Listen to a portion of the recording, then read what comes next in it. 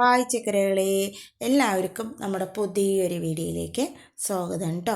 അപ്പോൾ എല്ലാവരും സുഖമായിട്ടും സന്തോഷമായിട്ടും സേഫായിട്ട് ഇരിക്കുമെന്ന് വിചാരിക്കുന്നു.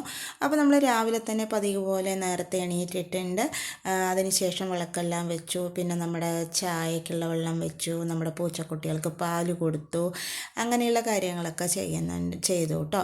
പിന്നെ ഇപ്പം ഞാൻ ഓരോ ദിവസവും കുറേശ്ശെയും കൂടെ നേരത്തെ എണീക്കാൻ നോക്കുന്നുണ്ട്. എന്നാൽ മാത്രം ഒന്നുകൂടെ ഒന്ന് ഫ്രഷ്നെസ് ആകാൻ പറ്റുന്നുള്ളൂ കേട്ടോ. സത്യം പറയണേ, നമ്മൾ നേരത്തെ എണീക്കുമ്പോൾ അത്രയും ഒരു മനസ്സിന് സന്തോഷമുണ്ട് കേട്ടോ. അതിൻ്റെ സുഖം എന്താണെന്ന് ഇപ്പോഴാണ് മനസ്സിലാവുന്നത് കേട്ടോ. അപ്പോൾ ഞാനിപ്പോൾ കുറച്ച് ദിവസമായി പിന്നെ നമ്മൾ എണീക്കുന്നതിനും കുറച്ചുകൂടെ മുന്നിൽ എണീക്കാൻ നോക്കുന്നുണ്ട്. അങ്ങനെ ഞാൻ നമ്മുടെ പാല് ചായക്കൊക്കെ വെച്ചിട്ടുണ്ട്. അതിനുശേഷം നമ്മൾ കുറച്ച് പാല് ഒഴിച്ചിട്ടുണ്ടായിരുന്നു. അതിന് ശേഷം വന്നിട്ട് മിറ്റമടിക്കുകയാണ് കേട്ടോ. അപ്പോൾ നേരം നല്ല വെളുത്ത് വരുന്നതേ ഉള്ളൂ. ചെറുതായിട്ട് വെളുത്തപ്പോൾ ഞാൻ ശരി എന്നാൽ പിന്നെ മിറ്റം ഒന്നുകൂടെ നേരത്തെ അടിക്കാമെന്ന് വിചാരിച്ചു കേട്ടോ. പക്ഷെ നമ്മൾ വിളക്കെല്ലാം വെച്ചു കേട്ടോ. വെച്ചതിന് ശേഷം തന്നെയാണ് നമ്മൾ മിറ്റം അടിക്കുന്നത്. അപ്പോൾ അതിൻ്റെ കാര്യങ്ങളൊക്കെ നമ്മൾ ഇന്നലത്തെ വീഡിയോയിൽ പറഞ്ഞിട്ടുണ്ടായിരുന്നു, അതുകൊണ്ടാണ് കേട്ടോ. അപ്പോൾ അത് നമുക്ക് മാറ്റി വരുമ്പോൾ കുറച്ച് ബുദ്ധിമുട്ടായ കാരണമാണ് നമ്മൾ അതേ തന്നെ ഫോളോ ചെയ്ത് പോകുന്നത്. അങ്ങനെ ഞാൻ മിറ്റം അടിയെല്ലാം കഴിഞ്ഞതിന് ശേഷം പിന്നെ നമ്മൾ പൂവെല്ലാം പറിച്ചിട്ട് വന്ന് അതൊക്കെ ഒന്ന് അറേഞ്ച് ചെയ്ത് കൊടുക്കുന്നുണ്ട് കേട്ടോ. അപ്പോൾ നമ്മൾ ചെയ്യുന്ന കുറച്ച് കാര്യങ്ങളൊക്കെ അങ്ങനെ ഓർഡറിൽ ചെയ്ത് പോവുകയാണെങ്കിൽ അത് കറക്റ്റായി തന്നെ നമുക്ക് ചെയ്തെടുക്കാൻ പറ്റും കേട്ടോ.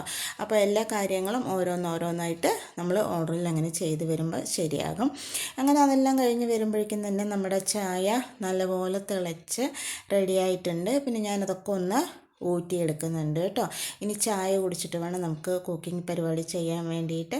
അങ്ങനെ ഞാൻ ചായയൊക്കെ ആറ്റി ചായയെല്ലാം കുടിച്ചതിന് ശേഷം പിന്നെ നമ്മളിന്ന് വെക്കുന്നത് സാമ്പാറാണ് കേട്ടോ. ഒരു സ്പെഷ്യൽ സാമ്പാറാണ് വെക്കുന്നത്. ആ സാമ്പാറിന് ഭയങ്കര ടേസ്റ്റാണ് കേട്ടോ. അപ്പം നമ്മൾ ഉള്ളി കൊണ്ടുള്ള സാമ്പാർ, അതായത് നമ്മുടെ ചെറിയുള്ളി കൊണ്ടുള്ള സാമ്പാർ കേട്ടോ.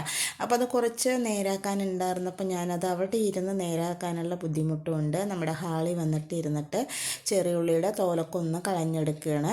അപ്പോൾ നമ്മുടെ അക്ഷയയും പൈക്കോയും ഒക്കെ ഉണ്ട് കേട്ടോ. അപ്പോൾ പൈക്കോയിനെടുത്ത് അവൾ ഇങ്ങനെ കൊഞ്ചിച്ചുകൊണ്ടിരിക്കുകയാണ് കേട്ടോ.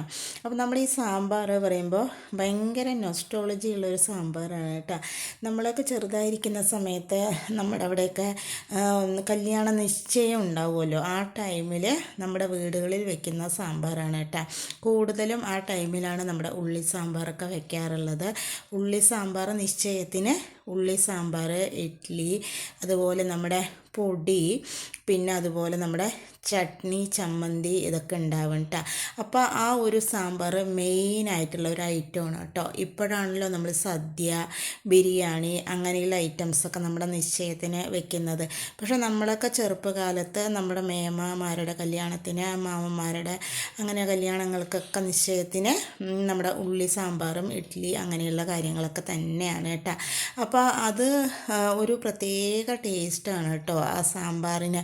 അപ്പം ഞാനിന്ന് ആ സാമ്പാറാണ് വെക്കുന്നത്. അപ്പോൾ അതിന് വേണ്ടിയിട്ട് കുറച്ച് ഉള്ളി എടുത്തിട്ടുണ്ട്. വലിയ ഉള്ളിയായ കാരണം, ചെറിയ ഉള്ളിയിൽ വലുതാണ് കേട്ടോ. ഉള്ളി വലിയ ഉള്ളിയായ കാരണം ഞാനത് ക്ലീൻ ചെയ്തിട്ട് നടുവേ മുറിച്ചിട്ട് നമ്മൾ ഉള്ളി ആദ്യം വതക്കിയെടുക്കണം. അപ്പോൾ ഞാനത് അപ്പുറത്തെ ചീനച്ചട്ടിയിൽ വതക്കാനിട്ടിട്ടുണ്ട്. പിന്നെ നമ്മുടെ കുക്കറിൽ പരിപ്പ് വേവിക്കാനിട്ടിട്ടുണ്ട്. പിന്നെ ഈ സൈഡുള്ള ചീനച്ചട്ടിയിൽ നമ്മൾ സാമ്പാറിന് വേണ്ടിയിട്ട് വറക്കാൻ വേണ്ടിയിട്ട് കായെല്ലാം ചേർത്ത് കൊടുത്തിട്ടുണ്ട്. അപ്പോൾ നമ്മൾ അരപ്പൊക്കെ ഒരേ രീതിക്ക് തന്നെയാണ് കേട്ടോ. സാമ്പാറിന് നമ്മൾ ഒരുപാട് പ്രാവശ്യം കാണിച്ചിട്ടുണ്ട്. നമ്മുടെ എന്താ പറയുക, കായും തേങ്ങയും എല്ലാം വറുത്തെടുത്തിട്ട് ചെയ്യുന്ന സാമ്പാറാണ് കേട്ടോ. അങ്ങനെ പരിപ്പൊക്കെ വെന്തപ്പോൾ, അതുപോലെ നമ്മുടെ ഉള്ളിയൊക്കെ നന്നായി വഴണ്ടി വന്നപ്പോൾ നമ്മൾ പരിപ്പിലേക്ക് ഉള്ളി ചേർത്ത് കൊടുത്തു. പിന്നെ ഞാൻ ഒരു മുരിങ്ങക്കായ് ചേർത്ത് കൊടുക്കുന്നുണ്ട് കേട്ടോ. പിന്നെ കുറച്ച് മഞ്ഞൾപ്പൊടി ചേർത്ത്, ഒരു അര സ്പൂണ് മുളക് പൊടി ചേർത്ത്, ആവശ്യത്തിനുള്ള വെള്ളം ചേർത്ത് അടച്ച് വെച്ചിട്ട് ഇത് നന്നായി തന്നെ ഒന്ന് തിളപ്പിച്ചെടുക്കുന്നുണ്ട്. നന്നായി തിളച്ച് വന്നതിലേക്ക് 2 തക്കാളി, ആവശ്യത്തിനുള്ള ഉപ്പും ചേർത്ത് ഒന്ന് മിക്സ് ചെയ്തെടുക്കുന്നുണ്ട് കേട്ടോ. ഇനി നന്നായി തന്നെ ഒന്ന് വെന്ത് വരണം. അങ്ങനെ നമ്മളിത് അടച്ച് വെച്ച് ഒന്ന് വേവിച്ചെടുക്കുന്നുണ്ട്. നന്നായി വെന്ത് വന്നതിലേക്ക് നമ്മൾ ആവശ്യത്തിനുള്ള പുളിവെള്ളം ചേർത്ത് കൊടുക്കുന്നുണ്ട് കേട്ടോ. പുളി എത്ര വേണോ അതിനനുസരിച്ചുള്ള പുളി ചേർത്ത് കൊടുക്കുക. സാമ്പാർ ആയതുകൊണ്ട് തന്നെ നമുക്ക് അധികം പുളിപ്പിൻ്റെ ആവശ്യമില്ല കേട്ടോ. പിന്നെ ഞാൻ പുളിവെള്ളമൊക്കെ ചേർത്ത് കൊടുത്ത് നമ്മൾ അരച്ചിട്ട് വന്നിട്ടുള്ള തേങ്ങയുടെ അരപ്പ് ചേർത്ത് കൊടുക്കുന്നുണ്ട്.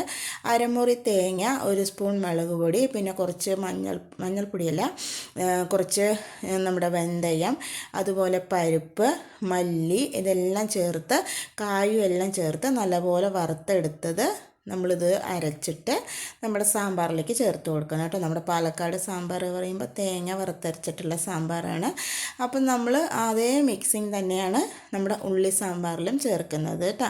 അപ്പം ഞാൻ മുരിങ്ങക്കായ ഉണ്ടായിരുന്നപ്പോൾ ഒന്ന് ചേർത്ത് കൊടുത്തതാണ്. ഇനിയിപ്പോൾ മുരിങ്ങക്കായ ഇല്ലെങ്കിൽ തനിച്ച് ഉള്ളി സാമ്പാർ വെക്കുകയാണെങ്കിലും ഭയങ്കര ടേസ്റ്റാണ് കേട്ടോ. ശരിക്കും പറഞ്ഞാൽ ഇത് നമ്മൾ ഇഡ്ഡലിയുടെ കൂടെ കഴിക്കാൻ ഭയങ്കര ടേസ്റ്റാണ്. നന്നായി തിളച്ച് വന്നപ്പോൾ ഞാൻ അതിലേക്ക് ആവശ്യത്തിനുള്ള മല്ലിത്തല ചേർത്ത് നന്നായി തന്നെ മിക്സ് ചെയ്തെടുക്കുന്നുണ്ട് കേട്ടോ. നമ്മുടെ സാമ്പാർ റെഡി ആയിട്ടുണ്ട്. പിന്നെ നമ്മളിതിലേക്ക് ഒരു താളിപ്പ് ചേർക്കുന്നുണ്ട് കേട്ടോ. അപ്പോൾ നമ്മൾ സാധാരണ വെളിച്ചെണ്ണ, വറ്റൽമുളക്, കടുക്, കറിവേപ്പില ചേർത്ത് കൊടുക്കുക. നമ്മളതുപോലെ നമ്മുടെ തേങ്ങ വറക്കുന്ന സമയത്ത് കറിവേപ്പില ചേർത്ത് കൊടുക്കുക. എൻ്റെ കയ്യിൽ ഇല്ലാത്ത കാരണമാണ് കേട്ടോ നമ്മൾ ചേർത്ത് കൊടുക്കാണ്ടിരുന്നത്. അരപ്പ് ഞാൻ പിന്നെ കാണിക്കാണ്ടിരുന്നത്, ഒരുപാട് പ്രാവശ്യം നമ്മൾ സാമ്പാറിൻ്റെ അരപ്പ് കാണിച്ചിട്ടുണ്ട്.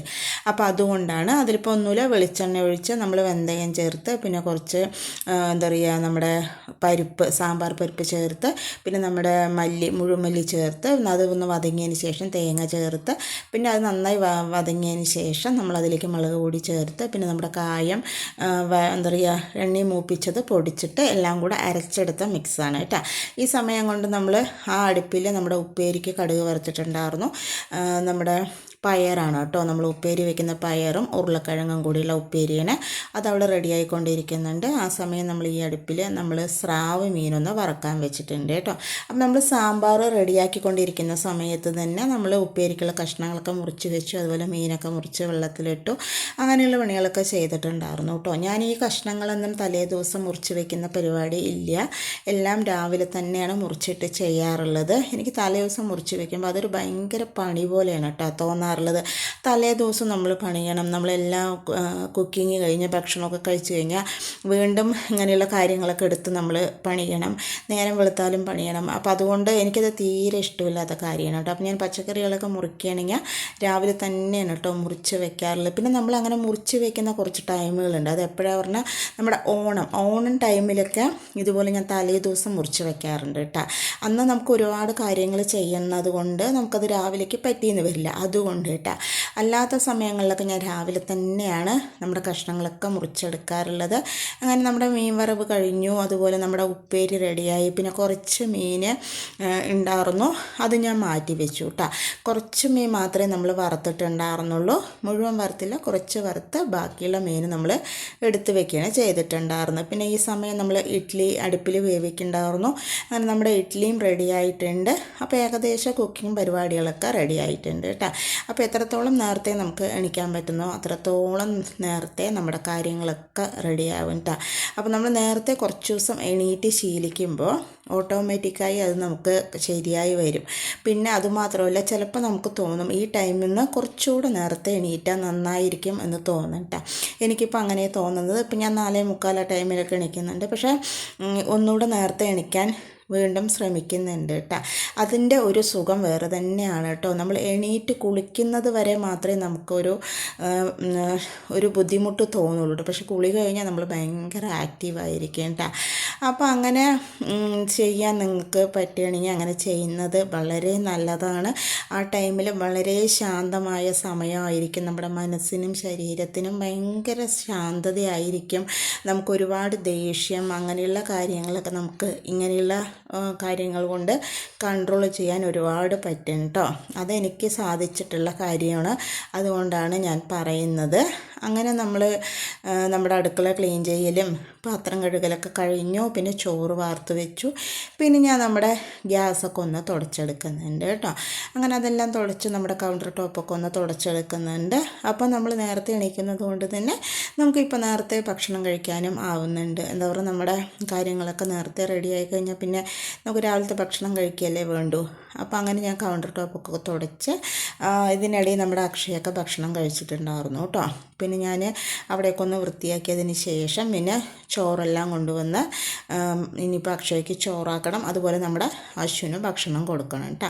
അപ്പോൾ അവനുള്ള ഭക്ഷണമൊക്കെ നമ്മൾ റെഡിയാക്കിയിട്ടുണ്ട്. നമ്മുടെ ഇഡ്ഡലിയുടെ മേലെ ഇങ്ങനെ ഉള്ളി സാമ്പാർ ഒഴിക്കുമ്പോൾ ഒരു പ്രത്യേക ടേസ്റ്റാണ് കേട്ടോ. ഇതിൽ നമ്മുടെ ഇഡ്ഡലി പൊടി കൂടെ വേണമായിരുന്നു, പക്ഷേ ഞാനത് ഇഡ്ഡലി പൊടിച്ചിട്ടില്ല കേട്ടോ. ഇഡ്ഡലിപ്പൊടി പൊടിച്ചിട്ടില്ല, അതുകൊണ്ടാണ് കേട്ടോ. അങ്ങനെ അതെല്ലാം റെഡി ആയതിന് ശേഷം പിന്നെ നമ്മുടെ അക്ഷയ്ക്കുള്ള ചോറൊക്കെ ഒന്ന് ആക്കി എടുക്കുകയാണ്. പിന്നെ നമ്മുടെ അശ്വിൻ ഇന്ന് പോകുന്നില്ല കേട്ടോ, അവന് സുഖമില്ല. അപ്പോൾ അതുകൊണ്ട് അവനിന്ന് പോകുന്നില്ല, നമ്മുടെ അക്ഷയ മാത്രമേ പോകുന്നുള്ളൂ. അതുകൊണ്ട് പിന്നെ അവനെ റെഡിയാക്കേണ്ട ആവശ്യമില്ല കേട്ടോ ഇന്ന്. അങ്ങനെ നമ്മുടെ അക്ഷയ റെഡിയായിട്ട് സ്കൂളിലേക്ക് പോവുകയാണ്. അപ്പോൾ നമ്മുടെ സാമ്പാർ നിങ്ങൾ ഇതുപോലെ ഉണ്ടാക്കി നോക്കിയിട്ടില്ലെങ്കിൽ ഇതുപോലെ ഉണ്ടാക്കി നോക്കണം കേട്ടോ. അത്രയും ടേസ്റ്റാണ് നമ്മുടെ സാമ്പാറിന്. ഇതാ കേട്ടോ, നമ്മുടെ പൈക്കോ രാവിലത്തെ പാലുകൂടി എല്ലാം കഴിഞ്ഞ് അവിടെ ഇരിക്കുകയാണ് കേട്ടോ. റൗലി ഉണ്ട് കേട്ടോ, അവൾ മുകളിൽ കിടക്കുന്നുണ്ടാവും. അപ്പോൾ ഞാൻ അക്ഷയ പോകണമെന്ന് നോക്കിയിട്ട് അങ്ങനെ നിന്നതാണ്. പിന്നെ അതിന് ശേഷം വന്നിട്ട് നമ്മൾ ഭക്ഷണം കഴിക്കുകയാണ് കേട്ടോ. ഞാനും ഏട്ടനും കൂടെ ഭക്ഷണം കഴിക്കുകയാണ്. നമ്മുടെ അശ്വിനൊക്കെ ഭക്ഷണം കഴിച്ചു. പിന്നെ അതുമാത്രമല്ല കേട്ടോ, നമ്മുടെ സാമ്പാറും അതുപോലെ നമ്മുടെ സ്രാവ് മീൻ വറുത്തതും പിന്നെ നമ്മുടെ ഉപ്പേരി, പയറുപ്പേരി, ഈ ഒരു കോമ്പിനേഷൻ ഭയങ്കര ടേസ്റ്റാണ് കേട്ടോ. അപ്പോൾ നിങ്ങൾ ഇങ്ങനെ ഒരു കോമ്പിനേഷൻ കഴിച്ചിട്ടില്ല, ഞാൻ കഴിച്ചു നോക്കണം. ഈ ഒരു മൂന്ന് പേരും കൂടെ കഴിക്കുമ്പോൾ ഒരു പ്രത്യേക ടേസ്റ്റാണ് കേട്ടോ. നമ്മുടെ സ്രാവ് മീനിന് നമ്മുടെ സാമ്പാർ കൂട്ടി കഴിക്കുമ്പോൾ ഒരു പ്രത്യേക ടേസ്റ്റാണ്. എനിക്ക് ഭയങ്കരമായിട്ട് ഇഷ്ടമാണ് കേട്ടോ, അതുകൊണ്ടാണ് പറഞ്ഞിട്ടുണ്ടായിരുന്നത്. അപ്പോൾ നമ്മൾ ഇഡ്ഡലിയും സാമ്പാറൊക്കെ കൂട്ടി ഭക്ഷണം കഴിക്കുകയാണ്. അപ്പോൾ ഇതൊക്കെയാണ് നമ്മുടെ ഇന്നത്തെ വിശേഷങ്ങൾ കേട്ടോ. അപ്പോൾ നമ്മുടെ ഇന്നത്തെ വിശേഷങ്ങളും റെസിപ്പികളും എല്ലാവർക്കും ഇഷ്ടമായെന്ന് വിചാരിക്കുന്നു. അപ്പോൾ ഇഷ്ടമായി ലൈക്ക് ചെയ്യുക, സബ്സ്ക്രൈബ് ചെയ്യുക, സപ്പോർട്ട് ചെയ്യുക, കമൻറ്റ് ചെയ്യുക. അതുപോലെ തന്നെ നമ്മൾ എല്ലാ ദിവസവും ഉച്ചയ്ക്ക് 12:15 വീഡിയോ ഇടുന്നതായിരിക്കും കേട്ടോ. അപ്പോൾ ഇന്നത്തെ വീഡിയോ എല്ലാവർക്കും ഇഷ്ടമായെന്ന് വിചാരിക്കണം. നാളെ പുതിയൊരു വീഡിയോ ആയിട്ട് വരാം കേട്ടോ.